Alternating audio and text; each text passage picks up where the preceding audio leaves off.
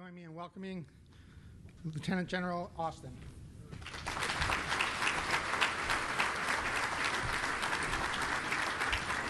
Thank you, Chris. And so the Secretary has been in the job 3 years. I actually took my current command in August, so I've been in it for 3 weeks. So almost the same, right? But hey, it's a pleasure to be here. And what an important thing to be in a dialogue with the industry for all of us, particularly in the job that I have the good fortune to hold right now. So thank you to SENEDIA for the hospitality and this amazing venue, and for all of you for joining us. And I'm not going to talk about undersea warfare, maybe a little bit, but I will tell you, my son is named after my great uncle, who was a World War II submariner that left Pearl Harbor somewhere around the 8th of December and went down to Australia for 3 years doing the nation's bidding. And I've got a number of friends who are proud submariners, and I'm so enamored with what the submarine fleet does and all the local community to support that amazing warfighting function. So thanks to all of you that participate in that. But I'm going to talk about the Marine Corps. And I want to thank Marlon McGee for one, and those that invited us to be here and talk a little bit about the Marine Corps. But also, I want to thank her for putting me between Secretary Del Toro and Secretary Gerton, which means most people aren't going to leave, right? So, but talking to Molly, it sounds like you have not had a senior Marine that's come to talk to you in this venue in the 10 years that you've been doing this. So it's, again, my honor and pleasure to be talking to you today. And I hope to kind of give you, in about 40 minutes, what's going on as we modernize the Marine Corps. And then I would love to take some questions. And if my 3 weeks in the job is not enough, I've got Sergeant Major A.J. Loftus right here, my Sergeant Major at CDNI, and I've got our deputy from the Marine Corps Warfighting Lab, Mr. Scott Lacey, that can help pitch in and answer hard questions. But we got a great team. And just in terms of pedigree, just so you know, I was actually at CDNI for a couple years as a 1 gusting 2-star. Then I had the good fortune to very recently command 1st Marine Aircraft Wing in 3MEF and for 2 years in Okinawa, Japan. What an amazing job that was, and what an amazing time to be out there. And I just want to reflect briefly on that, just to give you a little finger feel for what's going on with your Marines and sailors out there. But I will tell you that we are rapidly modernizing and changing the face of the Marine Corps across 3MEF, to tell you specifically, and 1st MA. The Marines are getting after it. They're enthusiastic, they're proud, it's hard work, and they're doing that while we actively campaign and deter adversaries. And this is in the Indo-PACOM theater. There's obviously plenty going on that's kinetic, that involves combat elsewhere. But I will tell you that they're doing some amazing work out there. The threat has changed in Indo-PACOM. Let me give you one example. This is going to come back to Fleet Command Master Chief Chris King, who's a dear friend of mine. You may know him. Please tell him I know one friend of his here. But let me give you an example. So I was as a colonel, I was the G3 on the wing staff in 12 to 14. Go back as the commanding general in 22. And April 22nd of 2023, my command master chief, as a wing commander, you have the good fortune to have a command master chief and a sergeant major. It was amazing. But Command Master Chief Chris King and I were flying in a C-12 from Fatema down to Clark Air Base in the Philippines to go work with Balakatan, biggest Balakatan in 39 years, a big event. About halfway through the flight, I felt the pilot, who was one of our lieutenant colonels from our staff, bunt the airplane, and he looked over at me, and I was asleep, but I woke up, and I could tell it wasn't turbulence. He looked at me, and he said, "General, we've been intercepted by Chinese fighters." And I said, "Yeah, whatever." He's a Cobra pilot, right? I love him, but yeah. Thank you for laughing. And you can tell Cobra pilots I said that, too. They know I love them, and they do. But I looked out the window. There were 2 J-15 fighters off the carrier that had been operating east of Taiwan that actually intercepted us, set off our TCAS, did a couple laps around our airplane, set up echelon right. They had dirty wings. It was uncomfortable. It was new. It was different. I would have rather been in an F-35 than a C-12. So then, this is the Chris King story. I looked at my Command Master Chief. I said, and I knew the answer. I said, "Command Master Chief, what was that Japanese admiral's name?" He said, "Yamamoto, but I don't want to talk about it right now." So I need to know that story about Admiral Yamamoto, who got shot down in a similar construct in World War II by the Americans, outmatched by the fighters. Anyway, so it's changed, and it's more than just that. Sabina Shoal, Second Thomas Shoal right now, there's a whole lot of effort going into those plans. So, but what's going on also that should make you all proud is that we're locking arms with allies and partners as a joint force and doing our best to make all the bad actors in that theater, and there are plenty of bad actors in that theater, think that today's not the day, right? So you should be proud. I'm proud, and also understand why. Our Commandant pulled me back to the headquarters based on the experience I had there and the value that provides in the job that I have today. Hopefully reflects in my opening comments. But Force Design 2030, let me just unpack that very briefly, and then we'll get into more of the content. So in 2016, I had the good fortune as a colonel being the military secretary to the Commandant of the Marine Corps, General Bob Neller.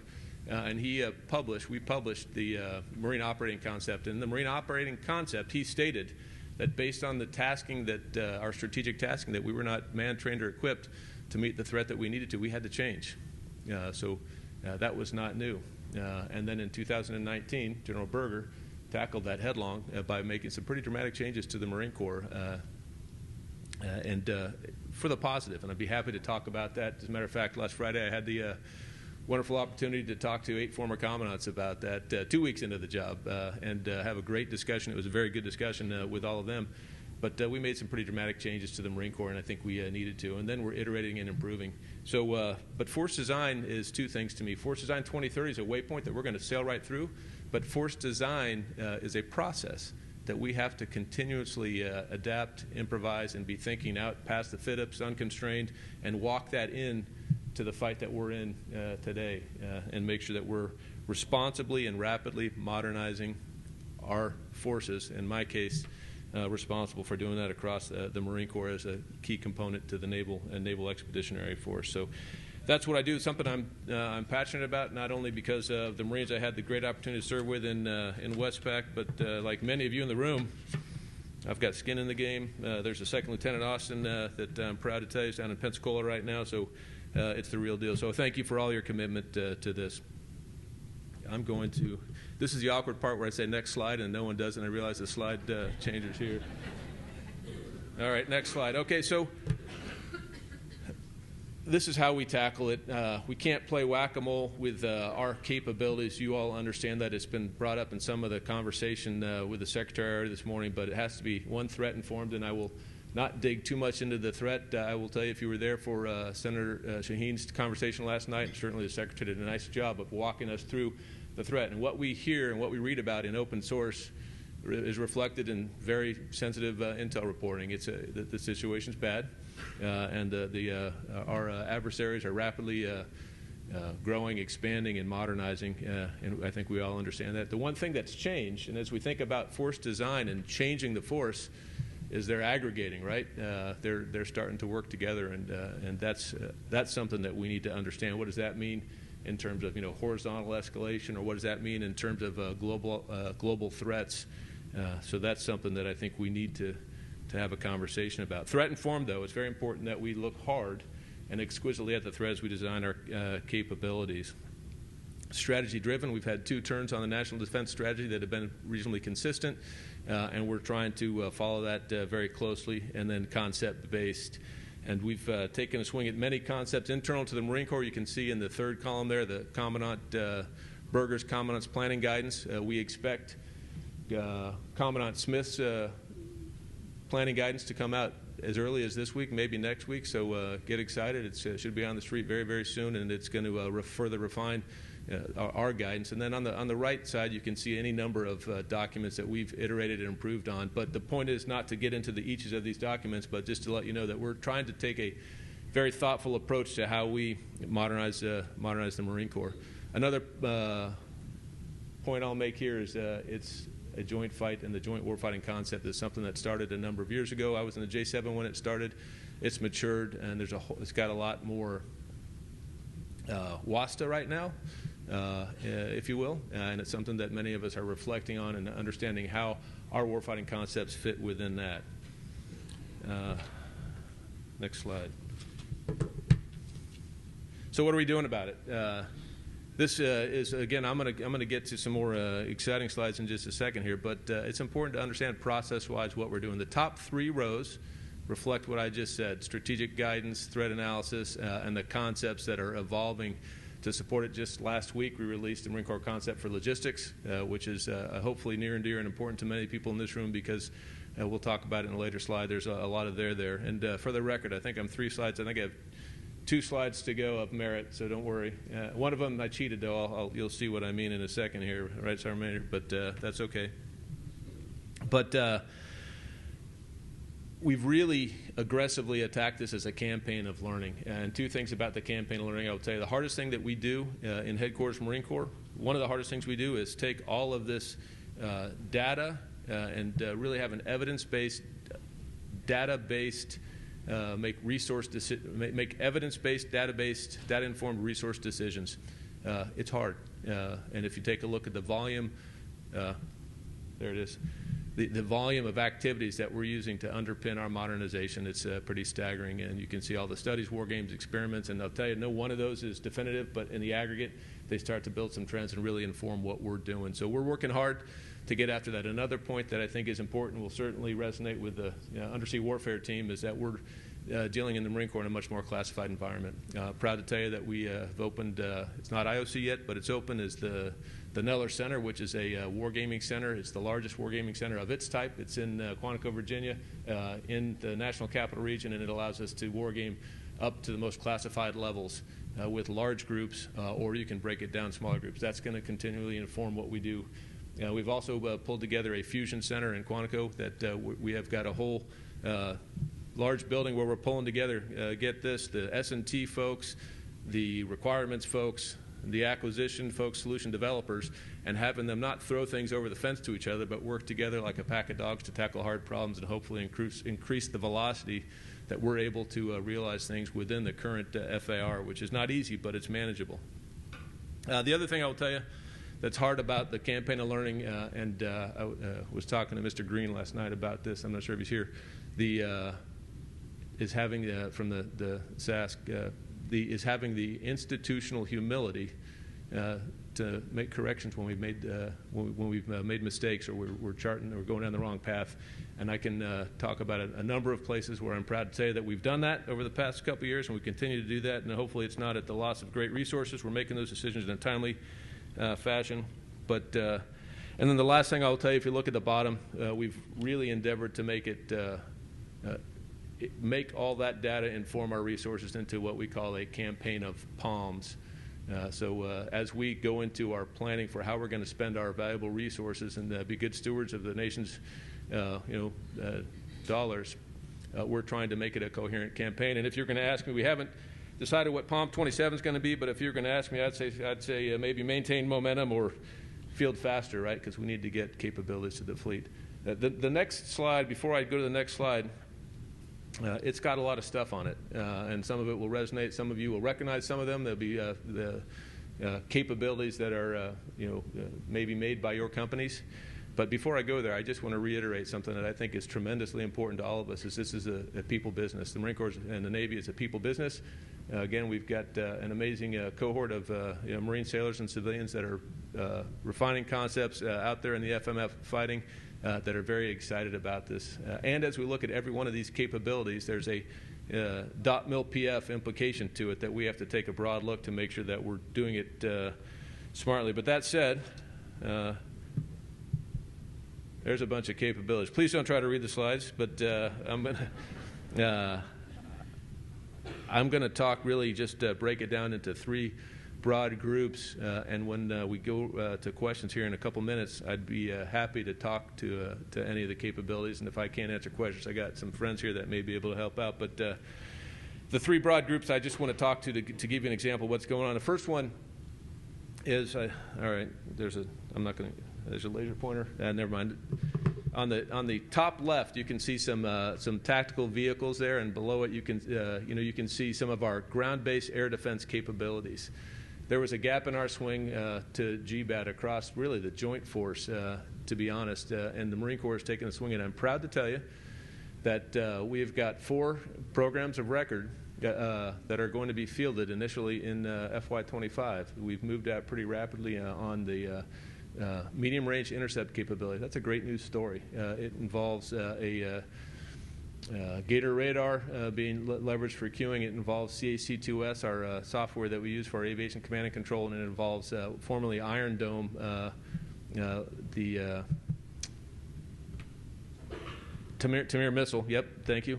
That's modified by Raytheon and going to be produced here. But inside of about 3 years, we've turned that from an idea that was too big and ungainly into something that's truly expeditionary, very important to us. And we're going to field in 1st Low Altitude Air Defense Battalion in Hawaii next FY. MATIS and LMATIS are the two groups of vehicles that you see above there. Those are both have specific counter-UAS capabilities. And ladies and gentlemen, the counter-UAS threat is tremendously real and relevant right now. We had U.S. servicemen and women that have been injured in the very recent past in combat by one-way first-person attack drones. So we have to honor that threat. Those two systems, LMATIS, which is more designed to be on a MEU, and MATIS, which will be fielded with our LAD battalions and our Marine Littoral regiments, will be fielded in 25 and are also designed to be fielded in a block buy because they have to have the agility to be able to keep up with the threat. So we're fielding our counter-UAS capabilities. And the other thing that's not on this slide is an installation counter-UAS capability that we will also field this year. So a quick look at our GBAD portfolio and our counter-UAS portfolio, and there's more to talk about if you have questions about that. I'll take you to the top. Actually, let's go right to the middle, where you see that radar dish, and then the vehicle below it, and then the ULTV below it. That's the family of integrated targeting cells. And what that is our ability to command and control and work targeting solutions at echelon using exquisite target sources that we essentially launder and are able to drop to a lower classification, communicate broadly to the Fleet Marine Force, and in some cases use cross-domain solutions and share with allies and partners, and really both push targeting information and receive targeting and contribute to those targeting solutions. The reason I tell you I show those three things is the Marine Targeting Cell Expeditionary is designed to be at the MEF level.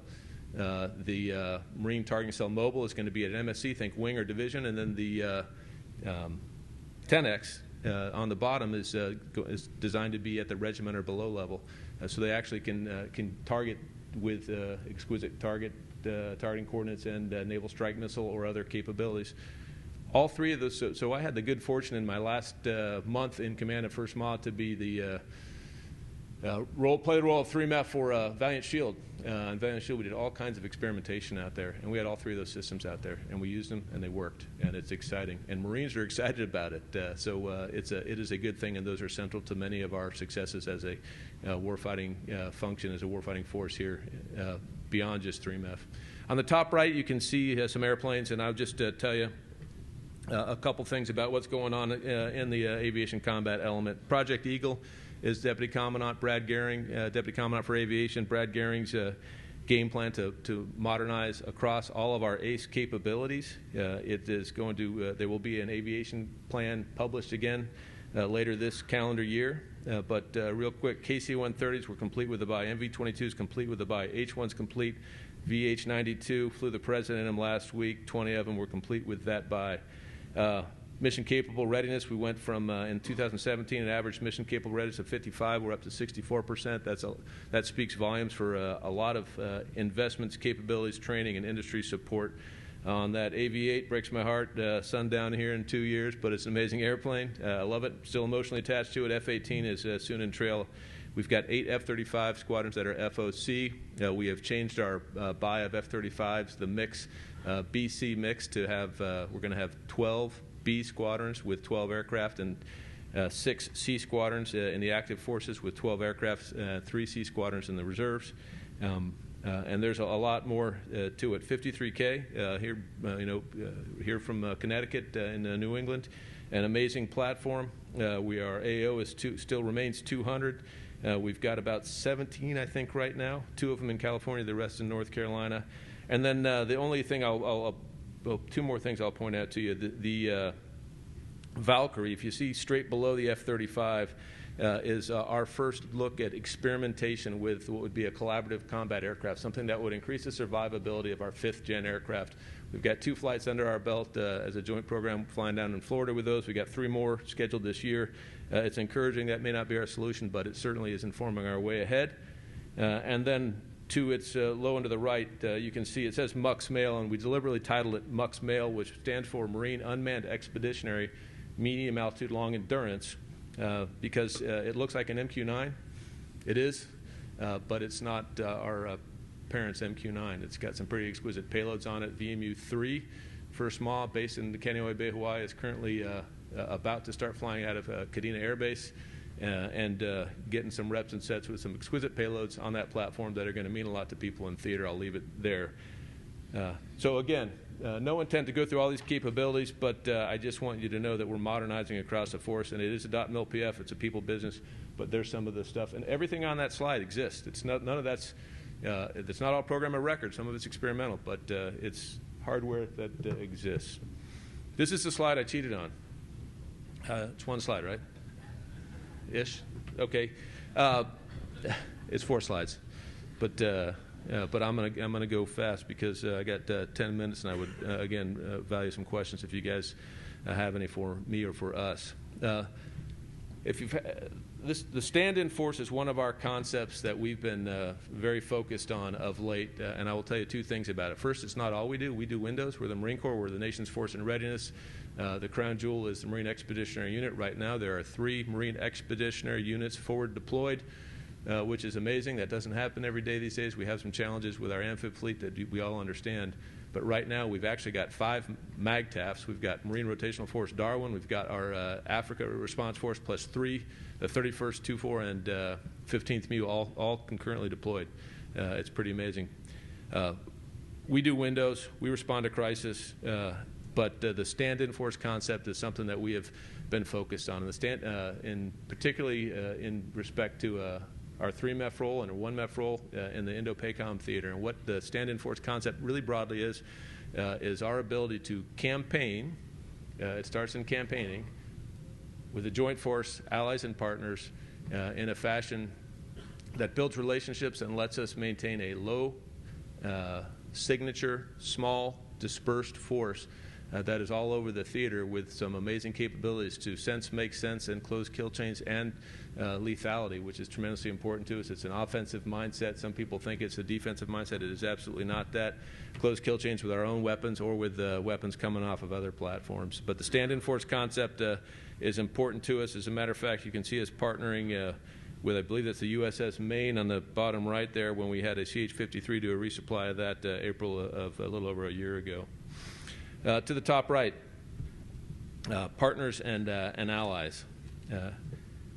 When I was in CDD, before I went to First MAW, we talked about it a lot, but boy, does walking a mile in the shoes of the FMF out there in Japan make you truly understand the difference in the reliance on our allies and partners. Not only that, but if you compare our relationship with our allies and partners 10 years ago to what it is right now, and to our reliance, I will tell you that Xi Jinping is an amazing alliance builder, ladies and gentlemen. He really is, and you may have heard that before, but the conversations that we're having with, to the Secretary's point, with our Filipino partners, with our Korean partners, and with our Japanese partners, in many cases plenary, are very different than they were before, particularly the Japanese. When I was there before, our conversations with our Japanese counterparts were very pro forma.